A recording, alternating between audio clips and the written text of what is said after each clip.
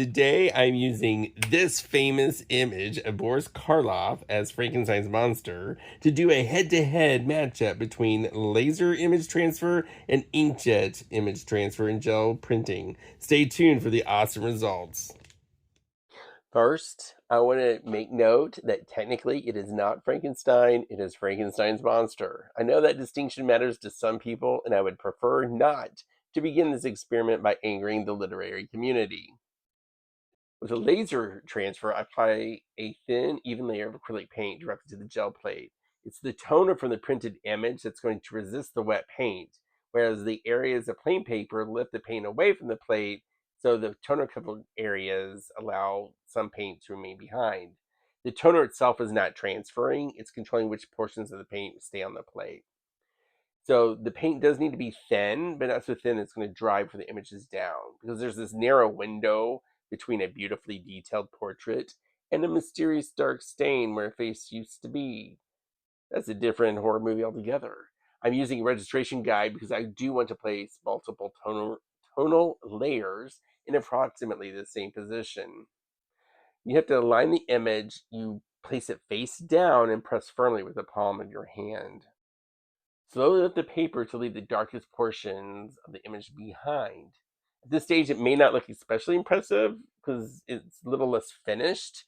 It may look something more likely to be part of a criminal investigation, but the remaining layers will begin to define that face. For the midtones, I'm using Hooker's Green from Liquitex. Again, you're going to roll out a thin, smooth layer.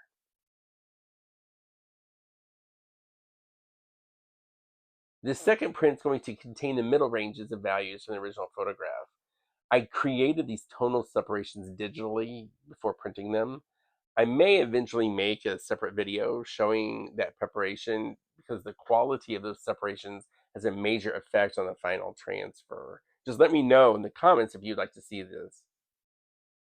For now, the important point is that the laser method allows me to assign a different color to each tonal range if I want to. Another firm press, slow peel, use a registration guide. And now we can compare the plate with that original photograph, and the darkest shadows are in place and the green midtones are visible. However, you can see that the highlighted areas, ones with the greatest highlights, the forehead and nose, they would be white if I stopped now.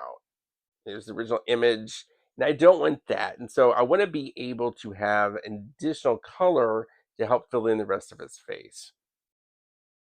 For the highlights, I'm going to mix a brighter yellow-green with a small amount of the titanium white and the Hooker's Green.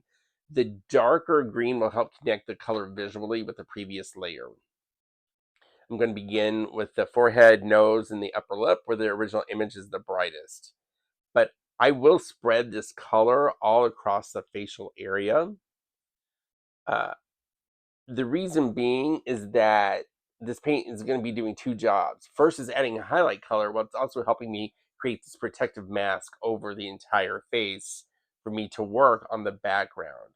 Once these layers are going to dry, I'm going to add an additional titanium white layer to completely mask his face and chest. For the background, I'm using Dioxazine purple. I could leave it as a solid field, but Frankenstein's monster deserves something with a little more atmosphere. The textures are going to come from a mesh backing of some old wall tiles. I saved it because art materials are expensive, and apparently I've reached the stage of life where construction debris looks full of creative potential. I'm pressing wet strengthened tissue paper here to remove portions of the purple paint. That way it leaves behind a broken grid pattern. And this texture is going to give that background some movement without competing too much with the face. Once it's dry, I'm adding Fluorescent pink from Liquitex. This paint is not shy. It's bright, slightly transparent, and completely uninterested in subtlety. I apply enough to make sure the background remains vivid in the final pull. I did repair a small part of his head where I accidentally lifted some paint with a wet finger. That's not an advanced gel printing technique. It's simply me touching something before it's ready. Fortunately, acrylic paint is forgiving, and the monster has survived worse. At least I believe he's survived worse. And for the pole, I'm using wet strengthened tea bag paper. This is one of my favorite papers to use because it is thin and durable. I can use the finished print in a sketchbook, collage, canvas, or even a wooden panel piece. You do need to smooth the paper carefully.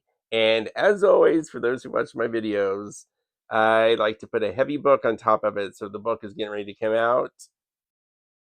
Now, once it's dry, I'm going to carefully remove the gel from the paper. That's just my preference.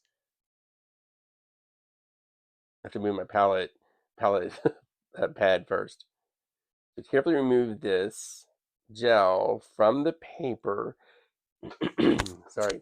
The black did transfer cleanly, and the green tonal layers give the face dimension, while the purple and pink background has a rough printed texture. I really like this. This version does have a few imperfect areas and visible fingerprints, but they fit the character of the piece. It is grungier, and it's more of a traditional monoprint quality. Next up is the inkjet print. I'm using the same image here, but I have printed it on brochure paper, double-sided glossy brochure paper on my HP printer. I did use a pigment-based black ink. Now, before anyone goes off on a tangent and on a tirade in the comments on me, I want to point out that this is what works for me. It has worked for me, but there are several variables involved. First, the paper matters. The ink matters. It must be a pigment-based ink. Your printer matters. Not all printers work the same. Even the gel plate brand may matter. Humidity may matter. So this particular combination, again, works for me here in hot and humid Florida, God sauna. Now I'm cutting around the figure because the printed paper itself is going to act as a mask while I create the background. That is one of the inkjet method's major conveniences.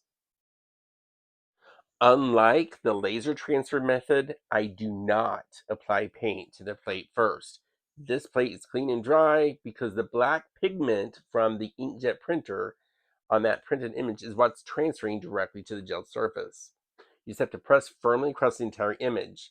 Now you can lift this up pretty quickly, almost immediately, but I'm choosing to leave the paper in place because I want to use it as a mask while I create the background. By doing so, I don't need to build several protective paint layers over the face before working around it. That's a much more direct method than what we had to do for the laser method. Okay.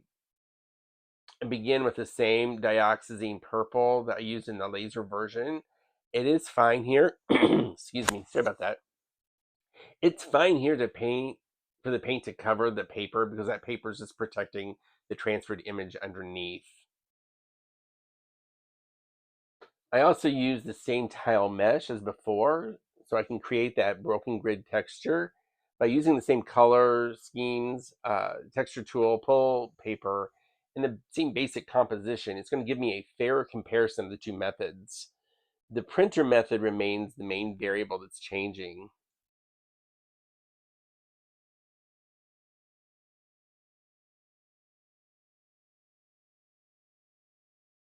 I also add the fluorescent pink color because this color can be transparent.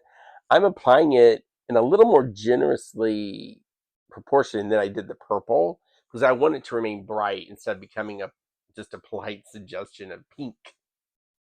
Now, another way that I'm going to help make this really pop out for the end is that I'm going to add titanium white over this background. And by doing that, it's going to help also give additional protection since I want to use a green color for the Frankenstein's monster. And I don't want the green to interfere with the pink.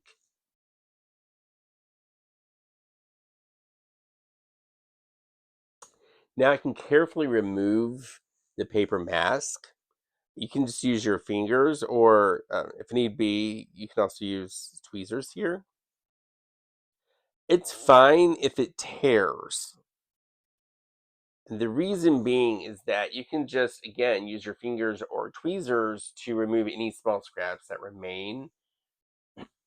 Underneath, the black image has transferred directly onto the gel plate, and this looks really good here.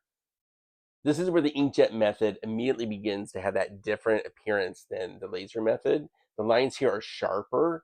The features are more clearly defined. The transfer is cleaner and less diffuse than the laser version.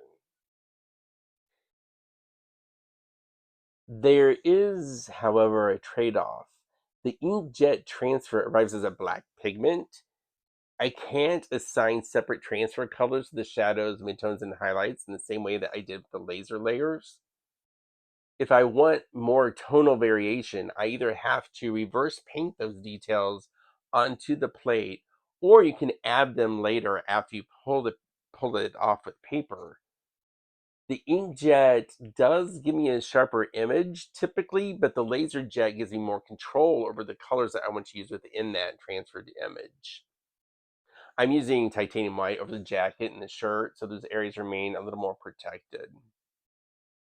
Now, for this demonstration, I'm only going to add one color. It's called Brilliant Yellow Green by Liquitex. I'm adding it to the monster's face and neck area. I could add additional shadows through reverse painting, but I want this version to have a bright, graphic, pop art appearance. A more realistic version would require more detailed painting. Of course, realism was probably never going to be the strongest feature of a fluorescent pink Frankensteinian print. The white underneath is protecting the background, so I don't have to worry about the green overlapping slightly while I paint. For the final backing layer, the full layer, I'm going to use titanium white across the entire plate. The tea bag paper that I use has a more warm parchment-like color, so the white will help the green and fluorescent colors remain bright. You can also use a clear matte medium, uh, especially if you were going for a more muted or translucent result here. From this point forward, the pull process is essentially the same. It's the same wet strengthened tea bag paper. It will be the same heavy book that I put on top of it.